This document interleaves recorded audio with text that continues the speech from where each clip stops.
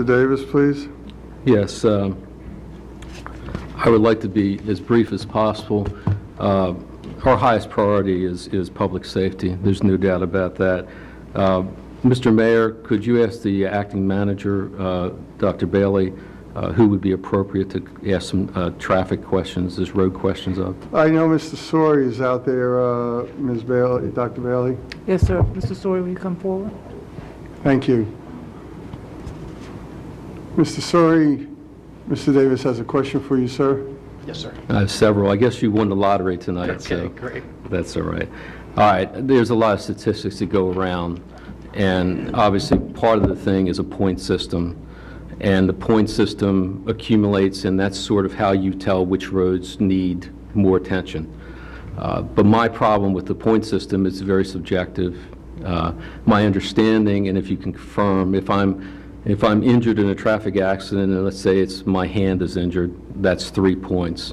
But if I'm into the windshield and I'm placed in a intensive care and I take a long time to recover and maybe not recover fully, that's still 3 points. There's no differential between those two injuries. That is correct. Injuries are counted as, Right. as injuries. And then in this point system too, if it's a fatality, it's 12 points. So basically 9-point differential.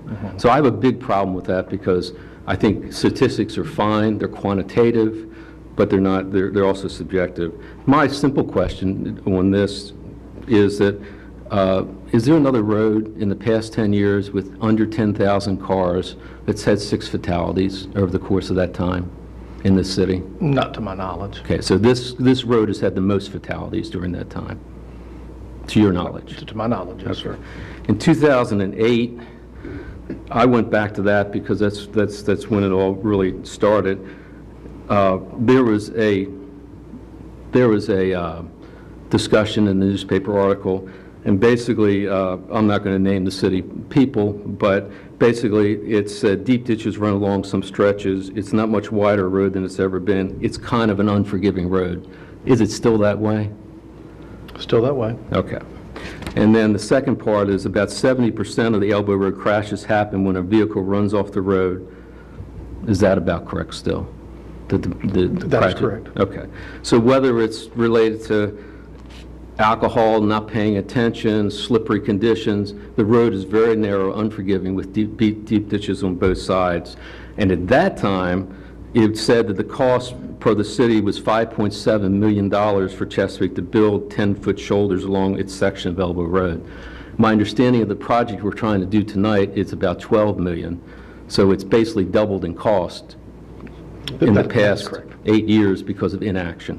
Correct? And the right-of-way is the biggest driver. I understand that. I understand that.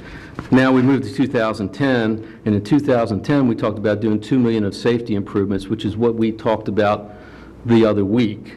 Correct. But now we're 5 years from 2010, 6 years, and we're still waiting for the $2 million improvements to occur, and that primarily talks about the right-of-way acquisition and other parameters that go along with that. Is that correct? And wetland permitting as well. Yes, Right, sir. but the biggest thing is the process started. No matter how long it takes, once the process starts, you can start that type of work, which may mean whatever we pass tonight or don't pass tonight, but let's say we do pass it, it may take 5 or 6 years to have completion. Is that Yes, sir. Based on what we previously reported, we would anticipate 4.5 years from project start to completion. And in this article in 2010, it said since 2006, at least 4 people have died after car crashes on a 4-mile stretch. Subsequent to that, we still have 2 more fatalities after the 2010.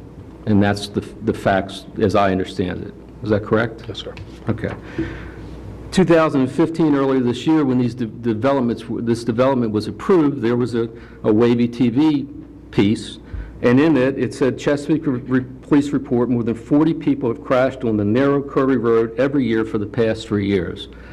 I don't know the statistics. I know we have charts and spreadsheets, but is that basically a pretty reasonable statement that the police provided, that about 40 accidents have crashed on the road each year for the last 3 years? I don't know the source of that data, sir, but actually the number is 41 accidents total over the last 3 years.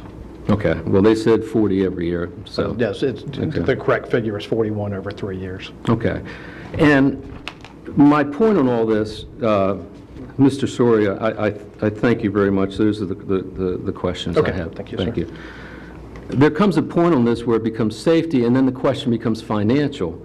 And the financial is that since 2008, that time period I've talked about, the city has $45 million more in its general fund and funds that are directly related to the general fund.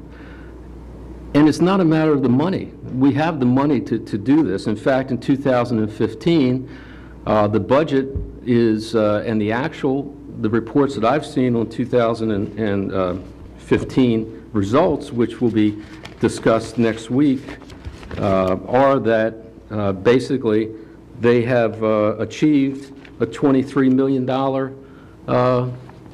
monetary increase over what the budget was. It says here the projected results of the preliminary results produce a total fund balance of $155 million as opposed to a projected budgetary fund balance of $129 million. So we have the means, we have the money, we obviously can see the need. It is a safety problem, and the greatest thing we can do as a city council is to address the needs of the citizens of the city and protect them in this situation. I think that the citizens of the city deserve to have this safety problem, which has been known for 10 years, to be directly attacked in a physically reasonable manner, which is bonding it over 20 years, and that will take care of this problem and hopefully avoid more accidents and more deaths on this